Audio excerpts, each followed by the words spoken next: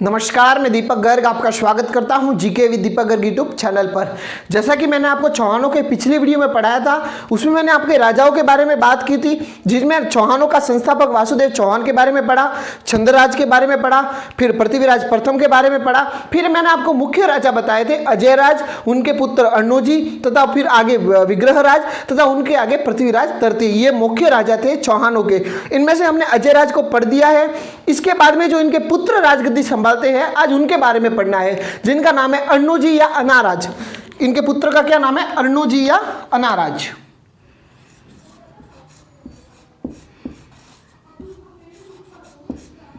अर्णोजी या अनाराज इनके पुत्र का नाम है। किनके पुत्र है अर्णोजी या अनाराज? यह अजयराज के पुत्र हैं। और जो अर्णोजी का शासनकाल शुरू होता है वह 1133 ईस्वी से 1155 ईस्वी तक। ठीक है। जो अजयराज का शासनकाल था वह 1113 ईस्वी से 1133 ईस्वी तक था, लेकिन उन्होंने 1130 ईस्वी में ही अपनी राजगद्दी अर्णोजी को सौंपकर स्वयं पुष्कर चले गए थे। अब सोच रहे होंगे कि मैंने कहा तो है इनको राजगद्दी तो मिली 1130 ईस्वी में, लेकिन इनके जो शासनकाल शुरू होता है वो तो 1133 ईस्वी। तो ये कैसी बात है? ये इस कारण हुआ है कि एक राजपूतानों में एक कल्चर था कि जब तक अपने पिताजी जिंदा है, भले ही अपने बेटे को अपना राजगद्दी सौंप दी है तो लेकिन उनका शासनकाल नहीं गिना जाएगा, उनके पिताजी का ही गिना जाएगा, भले वो राजगद्दी संभाल रहे हैं या नहीं है। उनके पिताजी का देहांत हो जाता है, फिर उसके बाद का जो समय होता है वो उनके बेटे का शासनकाल शुरू होता है, वहां से बेटे का शासनकाल शुरू होता है। तो इनके पिताजी का देहांत हुआ था 1133 ईस्वी में। फिर यहां से अर्णोजी का जो राजगद्दी का शासनकाल शुरू होता है वह 33 से 55 ईस्वी तक है। ठीक है। अर्णोजी से संबंधित ग्रंथ है जो रेवासा में मिलते हैं। इनसे संबंधित जो ग्रंथ है वह रेवासा कहां आया हुआ है? सीकर में। ठीक है। इनसे जो संबंधित ग्रंथ है वह रेवासा में मिलते हैं, तो रेवासा आया हुआ है सीकर में। फिर जब अर्णोजी को राजगद्दी सौंपी गई तब क्षेत्र था, जो चौहानों का क्षेत्र था वह लगभग सिंधु तथा सरस्वती नदी तक फैल गया था। सिंधु तथा सरस्वती नदी तक फैल गया था चौहानों का क्षेत्र। जब अर्णोजी या अनाराज को राजगद्दी सौंपी गई तब चौहानों का क्षेत्र लगभग सिंधु तथा सरस्वती नदी तक फैल गया था। अर्णोजी के दरबार में दो विद्वान दरबारी थे। अर्णोजी के दरबार में दो विद्वान दरबारी थे, विद्वान, जिनका एक का नाम आता है देवबोध तथा एक का नाम आता है धर्मघोष। क्या क्या नाम है? एक का नाम है देवबोध तथा एक का नाम है धर्मघोष। ठीक है। तथा अर्णोजी के समय दो शक्तिशाली शासक और भी थे, इनके विरोधी पक्ष के थे। दो शक्तिशाली शासक थे, जिनमें से एक का नाम आता है जयसिंह सिद्धराज। जयसिंह सिद्धराज, जयसिंह सिद्धराज। तथा जो दूसरा शासक है उसका नाम है कुमारपाल। ये शक्तिशाली शासक थे, ये दोनों भी थे तथा ये अर्णोजी भी शक्तिशाली शासकों में आते थे।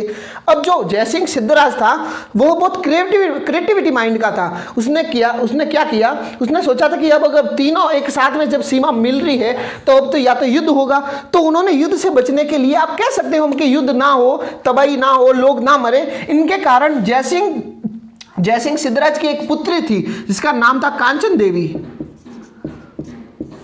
कांचन देवी, इनका विवाह कर दिया अर्णोजी के साथ। किनका विवाह कर दिया? जयसिंह सिद्धराज ने अपनी पुत्री कांचन देवी का विवाह अर्णोजी के साथ कर दिया। तो इनके मध्य तो संबंध हो गए। ठीक है। अब बचा कुमारपाल, और कुमारपाल तथा अर्णोजी के मध्य दो युद्ध होते हैं।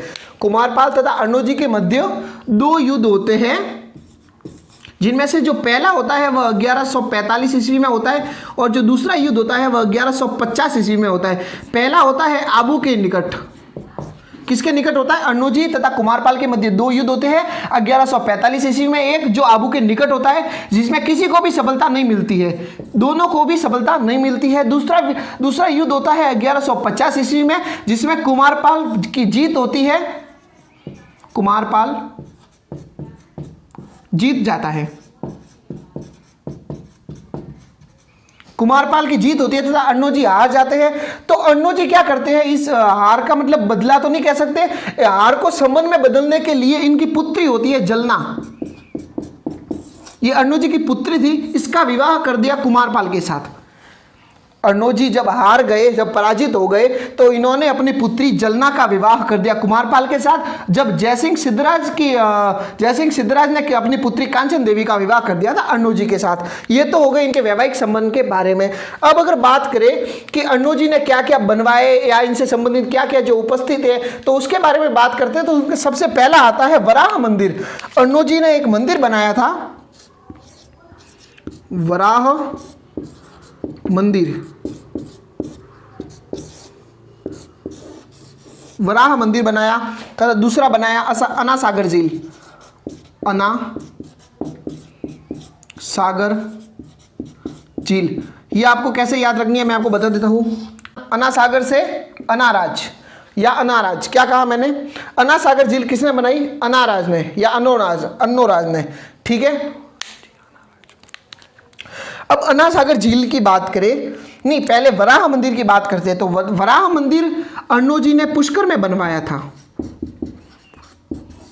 वराह मंदिर अन्नोजी ने पुष्कर में बनवाया। तथा इसका जो जीर्णोद्वार था, इसका जीर्णोद्वार समर सिंह ने करवाया था।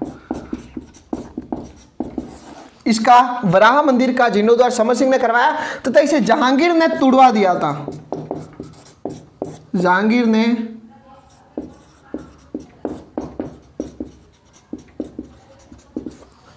ने तुड़वा दिया था, ठीक है। अब अन्ना सागर झील की बात करें तो अन्ना सागर झील ऐसे ही नहीं बनाई थी, ये कुछ कारण था बनाने का, क्योंकि यहाँ की धरती अशुद्ध हो गई थी। अब अशुद्ध क्यों हुई थी वो मैं आपको बताता हूँ। एक तुर्की शासक था इनके समय, अन्नोजी के समय एक तुर्की शासक था, तुर्की शासक जिसका नाम आता है यमीनी सुल्तान।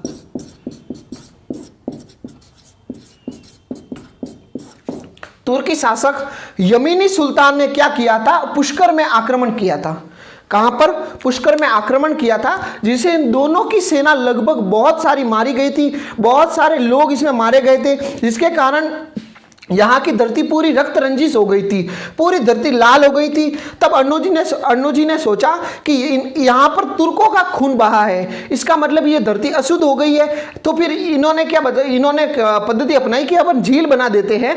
झील से क्या होगा कि झील जब बहेगी तो यहाँ जो यमीनी सुल्तानों के जो सेनाओं के जो खून बहा है वो साफ हो जाएगा, मतलब धरती वापिस शुद्ध हो जाएगी इनके खून से जो अशुद्ध हुई है वो।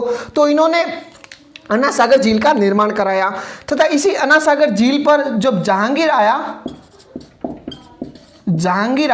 तो जहांगीर ने यहां पर दौलत खाना बनवाया। क्या बनवाया, दौलत खाना, या जिसे शाही बाग भी कहते हैं, शाही बाग कहते हैं। इसे वर्तमान में, इसी बाग को वर्तमान में सुभाष बाग कहते हैं, सुभाष बाग कहते हैं। क्या कहा मैंने, अन्ना सागर झील पर जहांगीर ने दौलत खाना या शाही बाग बनाया, जिसे वर्तमान में सुभाष बाग कहते हैं, ठीक है। तथा यहां पर जहांगीर की पत्नी का नाम था नूरजहां, नूरजहां। इसकी मां थी, मां का नाम था अस्मत बेगम।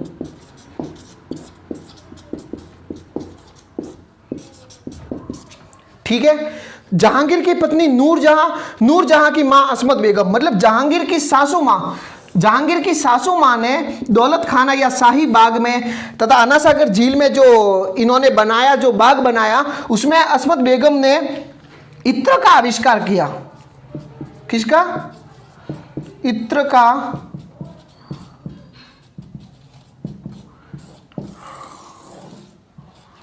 इत्र का आविष्कार किया।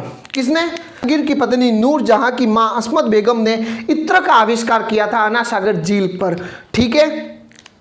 ये तो बात हो गई इनके जो इन्होंने क्या क्या बनवाया। अब अगर बात करें कि इनके विवाह की बात करें अन्नोजी के, तो अन्नोजी के 2 विवाह हुए थे, मैं आपको बता देता हूं।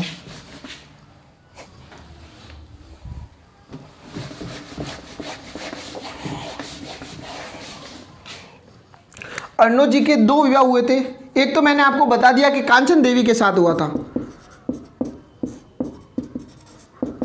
कांचन देवी के साथ, तथा एक हुआ था मरु देश की राजकुमारी थी योदय राजकुमारी, योदय जिसे सुधवा भी कहते थे, सुधवा, योदय या सुधवा राजकुमारी, जो कहाँ की थी, मरु देश की राजकुमारी थी, और ये जयसिंह सिद्धराज की पुत्री थी। ठीक है, इनसे जो संतान उत्पन्न हुई वो उसका नाम था सोमेश्वर, सोमेश्वर। ठीक है, इनसे 3 पुत्र प्राप्त हुए। पहले का नाम था जगदेव, दूसरे का नाम था विग्रहराज, तथा तीसरे का नाम दिया देवदत्त। ठीक, अब इनमें जो सबसे बड़ा था, ज्येष्ठ पुत्र था अर्णो जी का, वह था जगदेव। सेकंड पर था वह जगदेव था। ठीक है, अब इनका उत्तराधिकारी या इनके देहांत हो जाने के बाद जो शासनकाल जिसको संभालना था या राजगद्दी पर बैठना था वह जगदेव ही होगा, क्योंकि परंपरा से यही है कि राजा के मर जाने के बाद उनका जो ज्येष्ठ पुत्र होता है वह राजगद्दी संभालता है। तो परंपरा के हिसाब से जगदेव को बैठना था, लेकिन जगदेव इतना समझदार नहीं होने के कारण अर्णो जी ने कहा कि मेरे बाद विग्रहराज राजगद्दी संभालेगा। तो जगदेव को गुस्सा आ गया तथा जगदेव ने कहा कि सबसे बड़ा पुत्र मैं हूं, तो उत्तराधिकारी या तथा शासनकाल मुझे संभालना चाहिए था या राजा मुझे बनाना चाहिए था, आपके बाद मुझे विग्रहराज को क्यों बनाया। तो जगदेव इस बात से गुस्सा हो जाता है तथा जगदेव क्या करता है, अपने पिताजी की हत्या कर देता है। इस कारण चौहानों का पितृहंता जगदेव को कहते हैं, पितृहंता।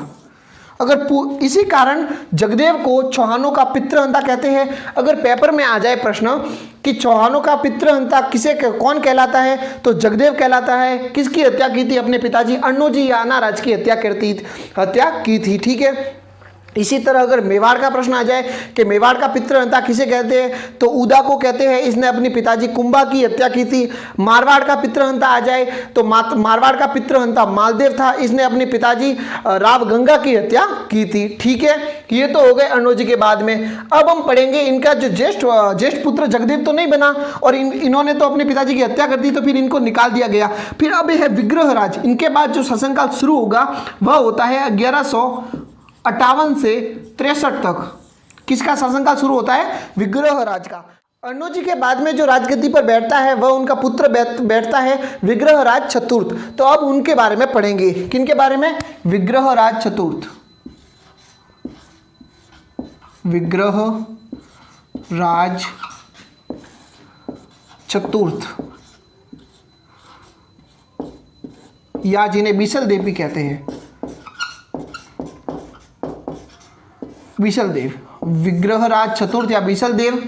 इनका जो शासनकाल शुरू होता है वह 1158 ईस्वी से 63 ईस्वी तक, 5 साल। ठीक है, विग्रहराज। इन्हें कवि बांधव भी कहते हैं,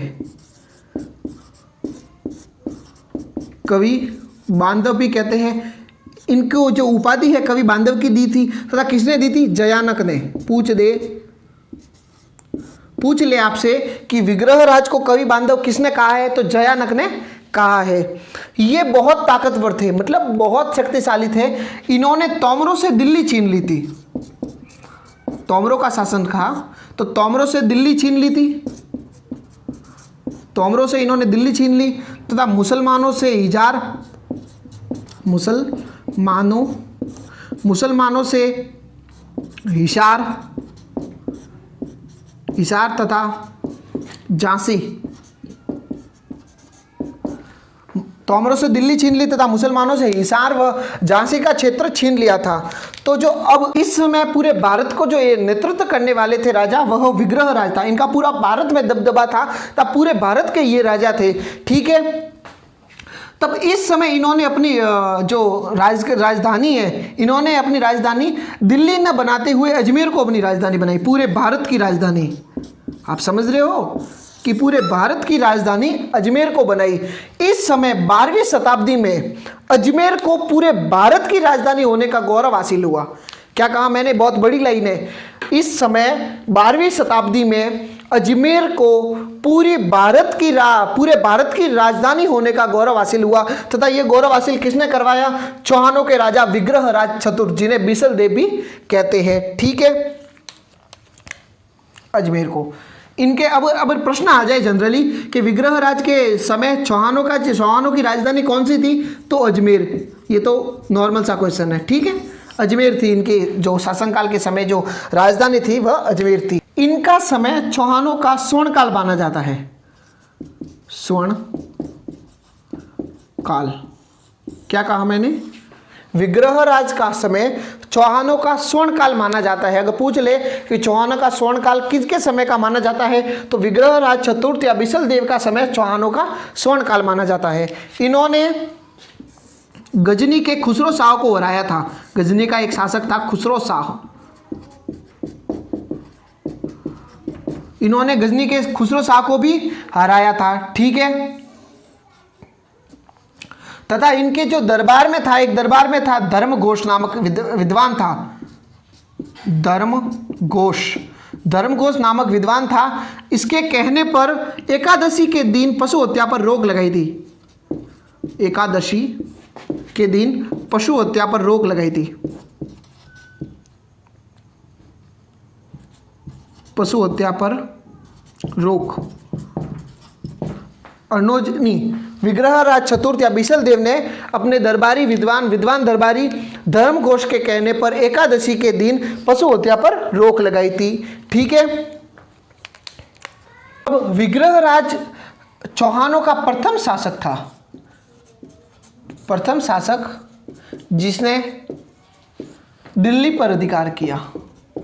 मैंने क्या कहा? दिल्ली को तोमरों से छीन लिया था, तो इसका मतलब शासक ये हो गए दिल्ली के। तो विग्रहराज चौहानों का प्रथम शासक था जिसने दिल्ली पर अधिकार किया, ठीक है। एक रचनाकार आता है जिसका नाम है किलहान। इन्होंने ये कहते हैं कि विग्रहराज कालिदास तथा भवभूति की ओर करता है। जो विग्रहराज है वह कालिदास तथा भवभूति की ओर करता है रचना में। यह बहुत बड़े रचनाकार थे। इन्होंने कई ग्रंथ लिखे थे, और कालिदास को तो हम जानते ही हैं, तथा भवभूति भी संस्कृत के बहुत बड़े रचनाकार थे। तो किलहान कहता है कि विग्रहराज कालिदास तथा भवभूति की ओर करता है। अब अगर इनके बारे में बात करें कि इन्होंने क्या क्या बनवाया, तो उसमें जो पहला आता है वह आता है शिवालिक स्तंभ लेख। शिवालिक स्तंभ लेख यह दिल्ली पर बनवाया था। यह दिल्ली में बनवाया था। विग्रहराज ने शिवालिक स्तंभ लेख दिल्ली में बनवाया था, ठीक है। इसमें विग्रहराज को विष्णु का अवतार बताया है। पूछ दे कि विग्रहराज को विष्णु का अवतार किस स्तंभ लेख में बताया है, तो शिवालिक स्तंभ लेख में, ठीक है। जो इन्होंने दूसरी जो बनवाई वह बनाया था हरकेली नाटक। इन्होंने लिखा था, मैं नहीं, ये हरिकेली नाटक, ठीक है। हरिकेली नाटक के रचनाकार विग्रहराज थे, ठीक है। इन्होंने संस्कृत भाषा में इसको लिखा था। संस्कृत हरिकेली नाटक विग्रहराज ने संस्कृत भाषा में लिखा, ठीक है।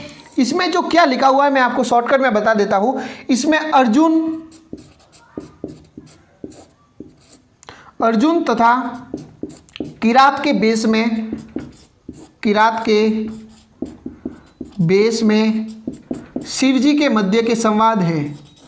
क्या कहा मैंने? इसमें हरिकेली नाटक में क्या लिखा हुआ है? किरात के बेस में आए हुए अर्जुन तथा शिव जी के मध्य के संवाद लिखे हुए हैं। किसके बेस में? किरात के बेस में। जब अर्जुन वो पांडवों वाला, ठीक है, जो महाभारत में अर्जुन आता है, वो अर्जुन ने बहुत सारी तपस्या की, तब जाके शिव जी आए, लेकिन शिव जी किरात के बेस में आए थे, ठीक है। तो उनके मध्य जो संवाद हुए वो हरिकेली नाटक में लिखे गए, जो संस्कृत भाषा में लिखे गए तथा विग्रहराज चतुर्थ ने लिखे हैं। तथा इनका जो महत्वपूर्ण जो तीसरा नंबर इन्होंने जो बनाया वो बहुत इंपॉर्टेंट है, आप याद रखना।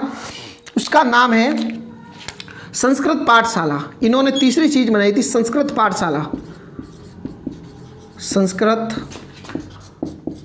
पाठशाला। ये इंपॉर्टेंट है। क्यों इंपॉर्टेंट है मैं बता देता हूं। संस्कृत पाठशाला विग्रहराज ने पुष्कर में बनवाया था। ये विग्रहराज ने पुष्कर में संस्कृत पाठशाला तथा सरस्वती मंदिर कब बनाया? सरस्वती मंदिर बनवाया इस संस्कृत पाठशाला में, ठीक है। फिर इधर क्या हुआ कि आपको पता है मोहम्मद गौरी का आक्रमण हुआ था।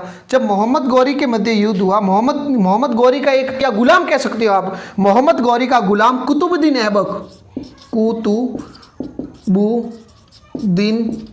ऐबक, क्या नाम है, कुतुबुद्दीन ऐबक, ये मोहम्मद गौरी का गुलाम है, जिसे लाख बख्श भी कहते थे। क्या कहते थे, लाख बख्श। लोगों का कहना था कि ये लाखों का दान करता था, इसके कारण इसे लाख बख्श भी कहते हैं। संस्कृत पाठशाला किसने बनाई, विग्रहराज को। फिर मोहम्मदुद्दीन के गुलाम कुतुबुद्दीन ऐबक ने, जिसे लाख बख्श भी कहते थे, इसने संस्कृत पाठशाला को तुड़वा दिया और यहाँ पर मस्जिद बनवाई। क्या बनाई, मस्जिद।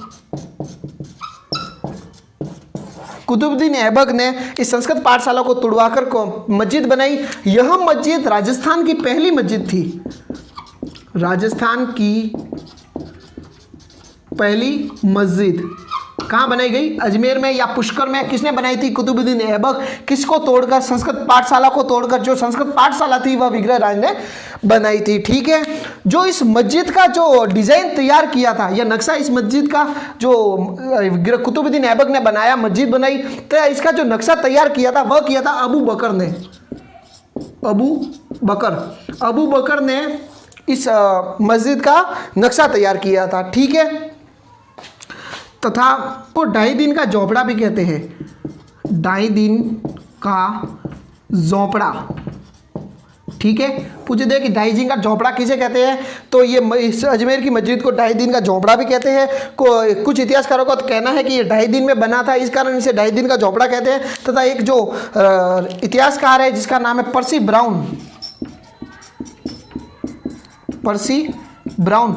ब्राउन के अनुसार यहाँ पंजाब शाह पीर का 2.5 दिन का उर्स यानी मेला लगता है, इसके कारण इसे 2.5 दिन का झोपड़ा कहते हैं। क्या कहा मैंने, कुछ इतिहासकारों ने तो कहा है कि ये 2.5 दिन में तैयार हुआ था, इस कारण इसे 2.5 दिन का झोपड़ा कहते हैं। तथा पर्सी ब्राउन के अनुसार, पर्सी ब्राउन कहते हैं कि यहाँ पंजाब शाह पीर का 2.5 दिन का उर्स लगता है या मेला लगता है, जिसके कारण इसे 2.5 दिन का झोपड़ा कहते हैं। ठीक है, और ये हरिकेली नाटक है, इसकी एक बात मैं भूल गया था, ये जो हरिकेली नाटक है इसकी जो पंक्तियां है वह कुछ पंक्तियां तो लिखी हुई है 2.5 दिन के झोपड़े पर, 2.5 दिन के झोपड़े पर। हरिकेली नाटक की कुछ पंक्तियां 2.5 दिन के झोपड़े पर लिखी हुई है, तथा कुछ पंक्तियां राजा राम मोहन राय के स्मारक, जो कहां पर है, इंग्लैंड में, स्मारक पर। ठीक है, क्या कहा मैंने, हरिकेली नाटक की कुछ पंक्तियां 2.5 दिन के झोपड़े पर लिखी हुई है, तथा कुछ पंक्तियां राजा राम मोहन राय के स्मारक जो इंग्लैंड में है उस पर लिखी हुई है। ठीक है, किसकी पंक्तियां, हरिकेली नाटक की। तथा संस्कृत पाठशाला 2.5 दिन का झोपड़ा भी कहते हैं, तथा पर्सी ब्राउन के अनुसार यह पंजाब शाह पीर का उर्स लगता है, इसके कारण इसे 2.5 दिन का झोपड़ा कहते हैं। ठीक है, अब अगर इनसे संबंधित ग्रंथों की बात करें कि विग्रहराज चतुर्थ के ग्रंथ कौन कौन से हैं, किस ग्रंथों के अनुसार, किस ग्रंथ से विग्रहराज चतुर्थ का पता चलता है, इनके बारे में पढ़ने को, तो एक ग्रंथ है ललित विग्रहराज,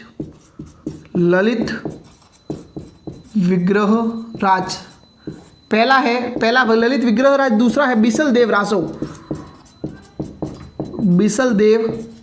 रासो। ठीक है, यह तो लिखा था नरपति नाल्हा ने। किसने लिखा था, बिसल देव रासो, नरपति नाल्हा ने।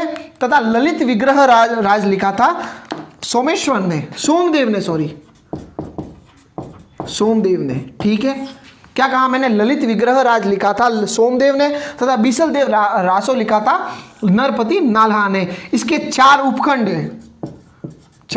उपखंड है। ठीक है, यह हो गया, हमने विग्रहराज पूरे हो गए। इसके बाद हम पढ़ेंगे जो चौहानों का सबसे मेन इंपोर्टेंट शासक रहे हुए हैं, जिनका नाम है पृथ्वीराज तृतीय, जिनको हम पूरा भारत जानता है तथा विश्व भी जानता है। ठीक है, इनों के बाद में हम उनको पढ़ेंगे, उनको पढ़ेंगे पृथ्वीराज तृतीय। अगर आपको हमारी वीडियो पसंद आई है तो वीडियो को लाइक करें, तथा अगर आप हमारे यूट्यूब चैनल पर नए हो तो चैनल को सब्सक्राइब करें, तथा ये घंटी का बेल आइकन दबा दें। ठीक है, मिलते हैं नेक्स्ट वीडियो में चौहान वंश की, जो किनसे संबंधित होगी।